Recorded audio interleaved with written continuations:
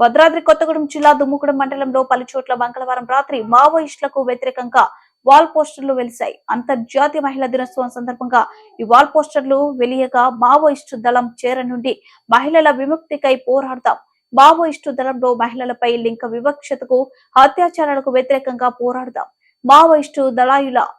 మహిళలతో వంట పని, బ్యాగుల మూత, నాయకులు వ్యక్తిగత పనికి బానిసలుగా చేసే పద్ధతి నుండి విముక్తికై పోరాడుదాం, విద్యా ఉద్యోగం వ్యాపార అవకాశాలను వాడుకొని ప్రగతి సాధిద్దాం, మహిళా రిజర్వేషన్ ఉపయోగించుకొని మనమే పాలకులుగా మారుద్దాం అంటూ వాల్ పోస్టర్లలో పేర్కొంటూ ప్రజాస్వామ్య ఆదివాసీ సంఘం భద్రాద్రి కొత్తగూడెం జిల్లా పేరుతో ఈ పోస్టర్లను వేశారు.